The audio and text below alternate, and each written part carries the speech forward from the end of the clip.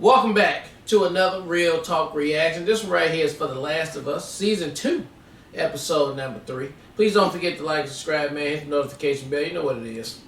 Let's go. Alright, couple comments from the last episode, starting with King Darius, who says, I'm in the minority, but I think the game did it way better. Some of these changes they are making are for the worst, in my opinion. I hate to be one of those folks, but sadly I am. Non-gaming folks should love it, though. You have nothing to compare it to. I truly don't know what they are going to do for the rest of the season, which isn't a bad thing per se. Just different. The Abby casting makes a lot of the stuff in the game not possible. Hope it ends well. I'll keep watching, of course. My hopes have been kind of squandered, though. Well, I guess it's good that we don't know anything about the game. Yeah. Executive producer Jeremy says, maybe I'm wrong, but I kind of felt like Seth was being sincere with his apology. At first, I thought we were going to get a typical I'm not sorry type apology you would usually expect from a person saying homophobic things like him, but his I shouldn't have even thought it comment kind of felt sincere. But then you shouldn't have thought it enough to say it. I mean, yeah, he got tendencies. Yeah.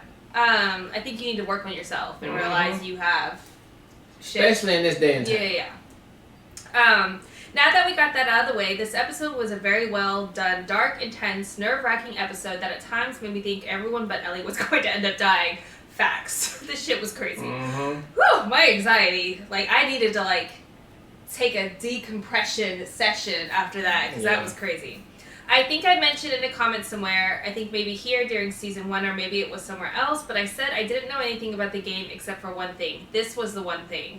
I knew Joel died and who killed him. I mainly knew about it because I watched the voice actress Laura Bailey that voiced Abby in the game and played one of the nurses in season 1 in Critical Role on YouTube, and I heard that they hated the character of Abby so much in the game that she and her newborn baby were sent death threats, which I thought was incredibly messed up, so that's why I knew about it, despite never playing the game.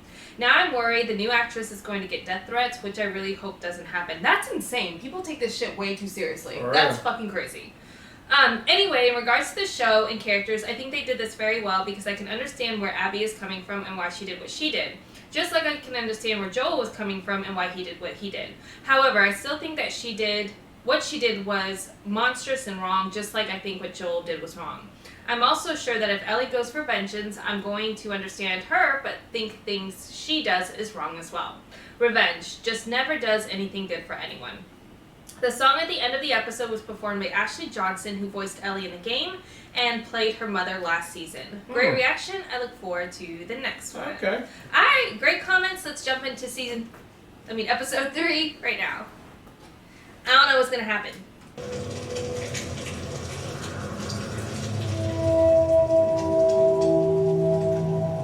Which means taking it to Maria. Yes, it's fucking necessary. She's gonna want a council meeting, open it up to the town. Everyone who wants to get heard gets heard. But you'll back us, right? Of course I will. It's my brother.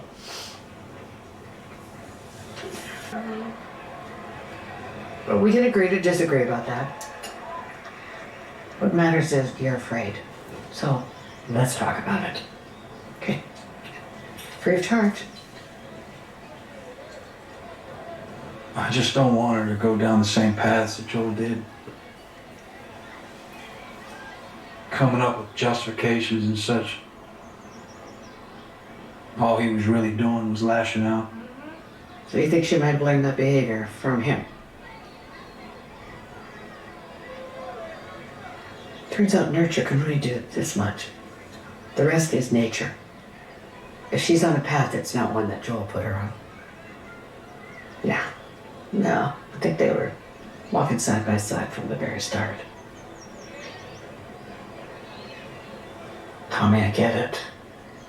You inherited her, and you want to keep her out of trouble. Take it from a psychotherapist of 40 years. Some people just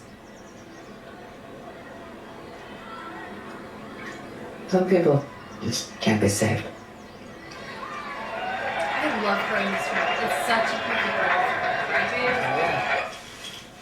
Yeah, she chill mode too. I know. I love it so much. She ain't gotta be crazy using crazy words. And the fact that she is so believable and it just speaks to how great she is as an actress.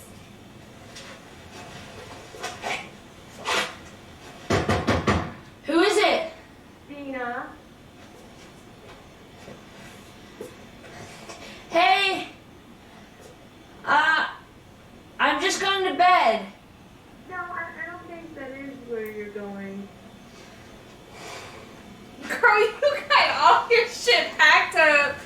Are you alone? I'm alone.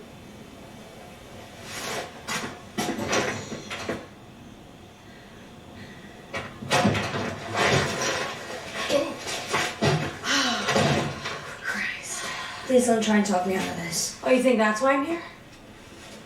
So, what's your plan? I like Dita though, because Go to Seattle and kill Abby. What route? Northwest? And is that all guns, or do you have medical supplies in there? No?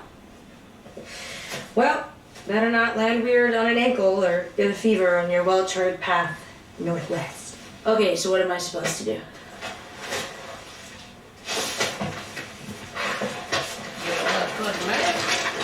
Start off the highways, straight clear cities or settlements. First stage is through the National Forest. Once we're out, we follow the Snake River Canyon, then break off through the Snoqualmie Pass. How the fuck did they get here? Yeah, Snoqualmie. But first we head from the east, then reassess based on what we find. Provisions. Travel light but smart. Winter coats for beds, jackets for blankets, first aid kits, batteries, bear spray. Now, handguns. What are you bringing? Is that Joel's? That's what you're gonna kill him. Fucking right.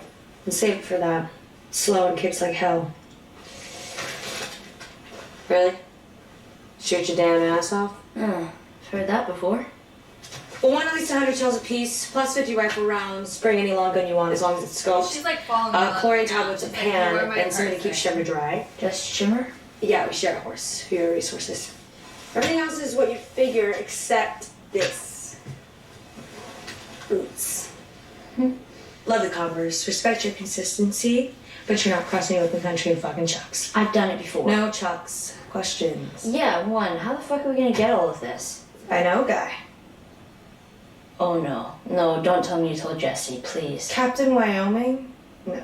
I love the man, but he's a little uptight about rules and shit. Wear all the clothes you're gonna bring, fill your pockets with ammo. Everything else needs to fit inside a holster or your backpack. We meet by the old East Gate, 3 a.m. 3 a.m. Hey. Thank you. She's smart as hell. She ready to go though. Yeah, you could have just asked. No, I actually didn't know that. Now you do. And she genuinely did love Joel too. We saw that in this one little scene that we got to see them talking one-on-one with each other. So this seems really reckless for two girls. to go out by Yeah, it's themselves. super reckless.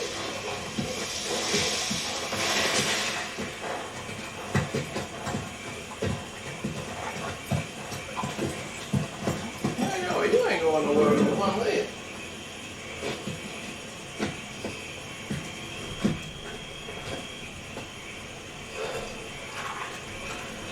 Trade. It's better. Trade.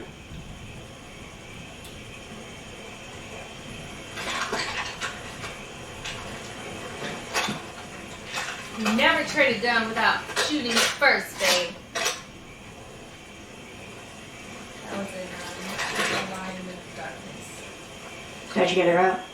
You know Falcon? right? Janine's night watch at the stables. With the lions. She's sympathetic to our cause. Our cause? You're the one who gave the us speech, not me.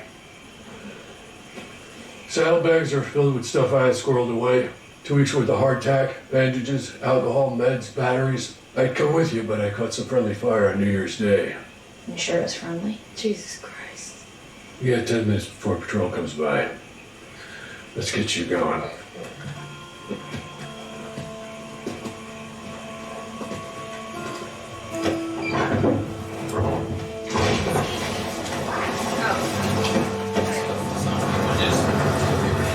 Can't be saved.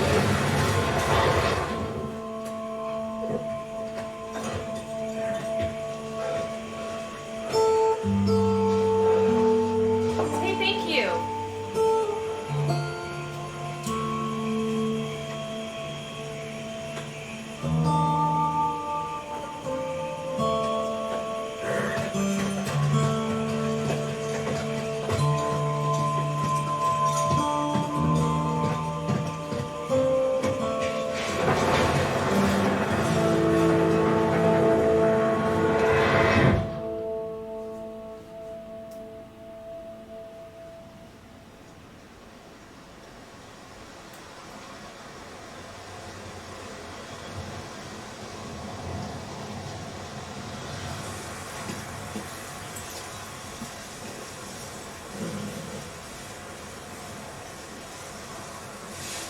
They bury their dead 10 miles out, babe. So, like, it's not tied to where they're at. Or it's not showing a clear indication of where they are.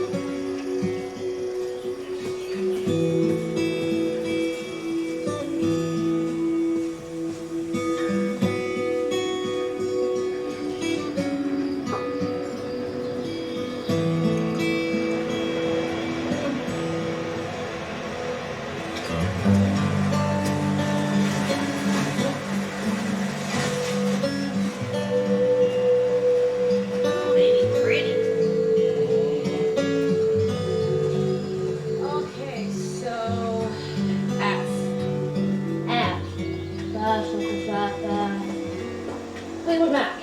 Nope. What? No, it's my opinion. Yeah, well, your opinion is wrong because Frank Zappa exists. Okay, so G. Green Day. Nope. I mean, just because you get to the big ass city of Seattle, how you gonna know exactly where they are? You know what I mean?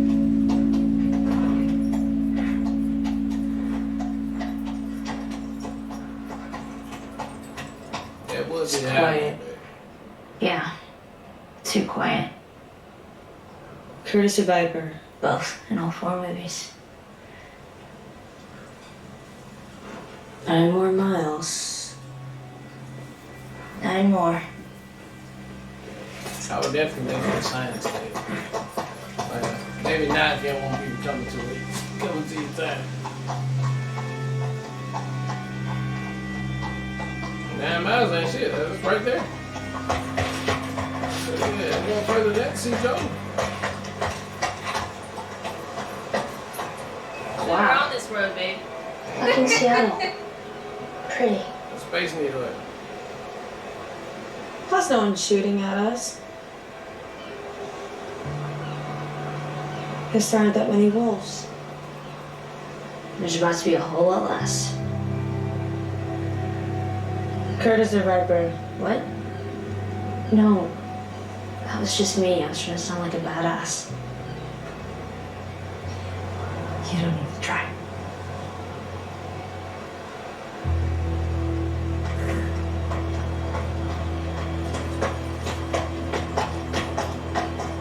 That looks great, though. Very cool. Oh, is it right there? That's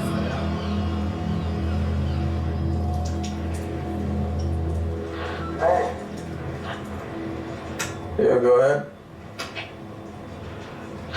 We're moving up to the fob. All clear between checkpoint 3 and 5. Women want 6 and 8. Now they want fucking 3 and 5. Hey, you got me. Just give me a fucking second. Jesus. Bro, I think he's on the. I think He's on the Space Needle. Yeah, he's on the Space Needle. You're all good? We can move up.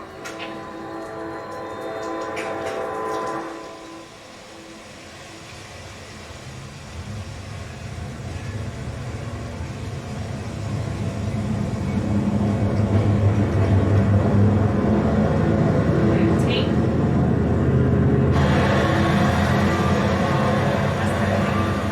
Is that tank?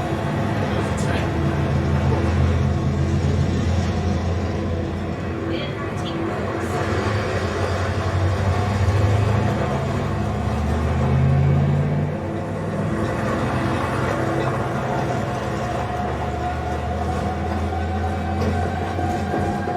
Oh, they got fucking people. They don't just, it's not just five people.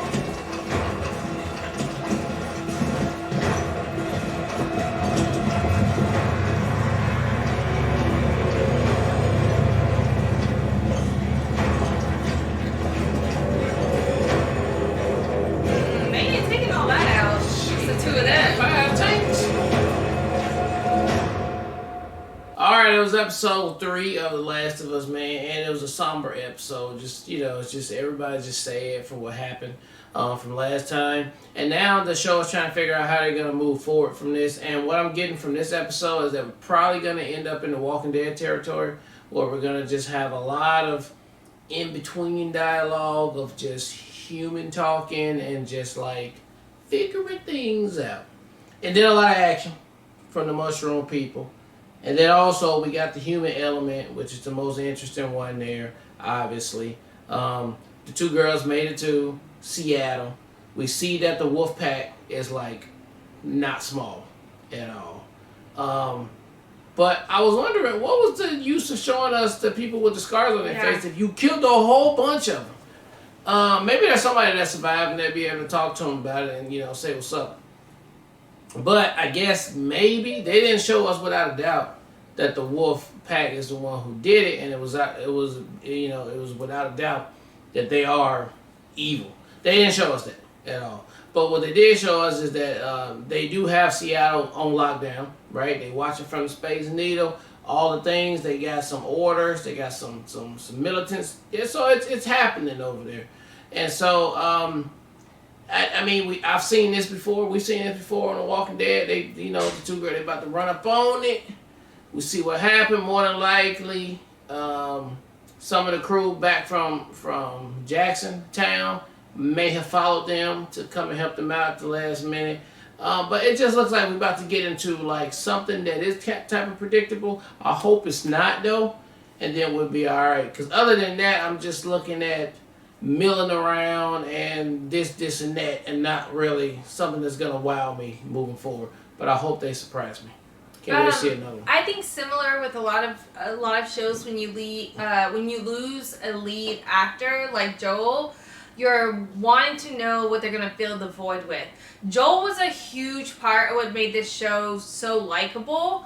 And that's a huge loss in the last episode. So I think it makes sense for us as the audience that are watching, especially those of us who aren't familiar with the game and know like where it's going, and like we were invested in Joel and Ellie's relationship, is how are you going to fill that void, and what's going to fill the void. So I feel like this episode did a great job of showcasing what the void feels like, because I felt that the entire time. I felt like the missing of him, and I think the show did a good job like showcasing everybody that what's missing him. I think it was great that they did brought in the board to even determine if they were going to be allowed to go to, or if they were going to support going to Seattle. So all of those elements made sense. I think all that came together really well. I think Ellie was, full Ellie mode this episode. I love Dina's character. I think Dina does a lot to bridge the gap a little bit as far as having another established character that not only can go toe-to-toe with Ellie, but Ellie actually respects, because she respects very few people as far as being able to talk her down or talk sense into her, and Dina's a great character to do that. That being said now, I have no idea how this is going to play out. To your point, I thought it was very interesting to introduce whatever this new group of people are with the the scars in their faces. But it sounds like from what he was telling the little girl that they were just a small bunch moving, and there's another bunch I think somewhere else because it was we're moving so you don't have to deal with war. So maybe there's another group of them that's out there warring. I don't know. Maybe that's just the way that I perceive that conversation. Because I think there's no way you would introduce any new faction just for them to get killed. That seems like such a worthless moment. And additionally, I feel like it's showcasing there is somebody else involved in this. Yes, they said wolves, but maybe that's their word for another faction. You don't know because everyone has their own terminology and their own way of identifying people in groups, which makes it really fascinating too because that's how the world will evolve. We had to be separated and we created our own groups. How do we call the clickers or how do we call these other groups raiders and things like that? So that might have been a group of raiders and they just call them wolves. So there's a lot of things that you can't really, you gotta wait and process till it's revealed because you can't assume because everybody is coming from a different perspective. But I'm curious to see how this grounds itself after Joel's death in order to create the same kind of glued togetherness I felt Joel brought to the show. So I think it was a good episode. I think it was a worthwhile episode, especially after the last episode. But I'm very curious to see how the season progresses. Because especially now with the reveal of how large the wolf group is and the fact that Ellie and Dina went off on their own, that's not a good look. And they're about to be in a bad position. So maybe to your point, maybe, I can't remember Joel's brother's name right now. Billy, Rodney, something. Jimmy, something. Maybe he immediately came after because he feels the responsibility there. Last thought though, I have to say, I don't know the character's name. Gail, Moira playing Gail as this psychiatrist. I love her role so much. I think in every scene that she's in, she captures it. She's very charming and she does such a great job in the role, and I think it's a perfect casting for her, and I hope we get to see more of her as well. So and especially how much we talk about in all the shows that we watch why people don't seek therapy. In a situation like this is peak therapy needed, and I think it's such a good look for the show that they cast a character like her. So just giving credit where credit's deserved. Really good episode, but very curious to see where it continues from here. Yeah. All right. Well, look, thank you guys again for watching another Real Talk reaction for The Last of Us Season 2, Episode 3. And until next time,